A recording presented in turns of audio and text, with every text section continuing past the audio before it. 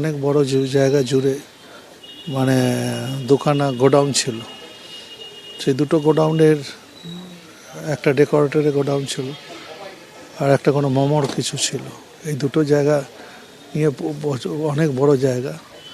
আমরা সকাল থেকে এটা ফলো করছি, সকাল থেকে সব কিছু করছি। ফায়ার অডিট হয় না এটা আমি একবারই বলবো না, ফায়ার অডিট হয়,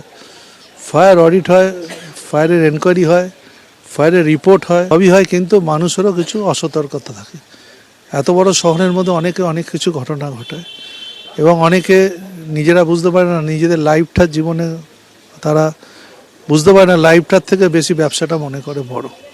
আজকেও যে ঘটনা আমি মনে করি, দেখুন একটা বড় গোডাউন, সেই গোডাউনে ব্যবসা হয়, রেকর্ডের ব্যবসা হোক, মোমোর ব্যবসা, আমরা এগুলো খতিয়ে দেখবো সব, কিন্তু ওখানে অত লোক থাকবে কেন রাত্রিবেলা? একটা গোডাউনের মধ্যে অত লোক থাকবে কেন? এগুলো এনকোয়ারি হচ্ছে। ওয়েটল্যান্ডের মধ্যে যদি কারখানা হয়ে থাকে, এটা ফায়ারের সাবজেক্ট না। ফায়ারের সাবজেক্ট হচ্ছে আগুন যেখানে লাগছে সেখানে আগুন নেভানোর কাজ আমাদের। ওয়েটল্যান্ডের জন্যে যদি কোনো কারখানা হয়ে থাকে, ওখানে যারা দেখার দায়িত্ব আছে সেটা তারা দেখবে। যদি এমনি ধরনের ঘটনা কিছু হয়ে থাকে, সেটা আইনগত যা ব্যবস্থা আছে সেটা নেওয়া হবে। আপনারা এখানে আসার আগে কি খোঁজ পেয়েছিলেন?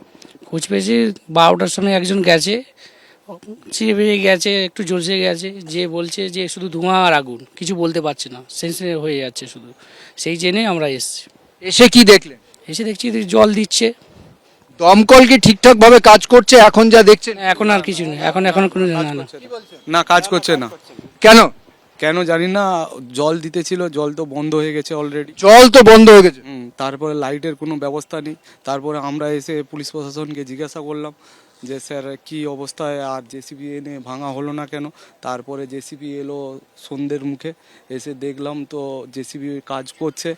তারপরে লাইটের তো কোনো ব্যবস্থা নেই, লাইটের কোনো রকম ব্যবস্থা নেই। কি বলবেন এইভাবে যে উদ্ধার কাজ এখন অন্ধকার হয়ে আছে, প্রায় থমকে আছে, দমকলের জলও পড়ছে না, কি বলবেন? এটা তো পুলিশ প্রশাসনের করা দরকার ছিল। আমরা দেখছি কোনো কিছু এত কিছু সাহায্য পাচ্ছি না। রাতের অন্ধকারে কাজ চলছে, ওটা কী যে কাজ করছে আমরা তো নিজে কিছু বুঝতেই পারছি না স্যার। আপনি কখন থেকে এসেছেন? আমি বিকাল 4টা থেকে এসেছি। সকালে কে এসেছিলেন? সকালে উনি কি দেখছিলেন? আমি প্রথমে এসে কি দৃশ্য দেখেছেন? প্রথমে এসে দেখেছি ওই আপনার ফায়ার ব্রিগেড জল দিয়ে আগুন নেভাচ্ছে। কে আছে আটকে, কার খোঁজে এসেছেন? আমার দাদা। কিভাবে জানতে পারলেন উনি এখানে? উনি এখানে আজ 5-6 বছর কাজ করছেন। কিসের কাজ করছেন? ফুলের কাজ করতো। আচ্ছা। আর গত 8 দিন আগে এসেছিল উনি কাজে, এখানেই ছিল। 2-3 দিনের মধ্যেই বাড়ি যাওয়ার কথা ছিল। কালকে রাতে আমার বৌদি গুরুপদ সাউ, বাড়ি শ্রীরামপুর, তমলুক থানা।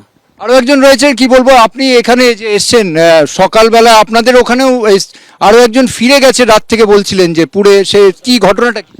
সে এখান থেকে পড়ে গিয়ে বাড়ি ফিরে গিয়েছে। সে কি নাম? বিমল মাইতি। বিমল মাইতি বাড়ি ফিরে গেছে। তার সে একটাই বলতে যাচ্ছে ধোঁয়া আর আগুন, এই দুটো কথা ভাষ্যময় বলতেছি, আর কিছু বলেইনি।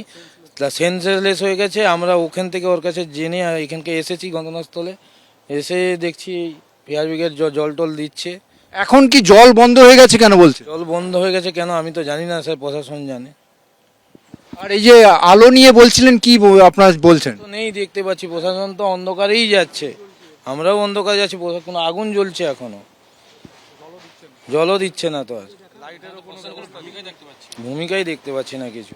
অর্থাৎ এই যে কথা তারা বলছেন, তোমাকে আমার সহকর্মী প্রবীরকে দেখাতে বলবো, এখানে শুধুমাত্র একটা আলো লাগানো আছে।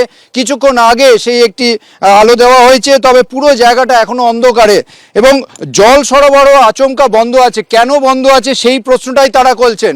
এবিপি আনন্দ, এগিয়ে থাকে, এগিয়ে রাখে।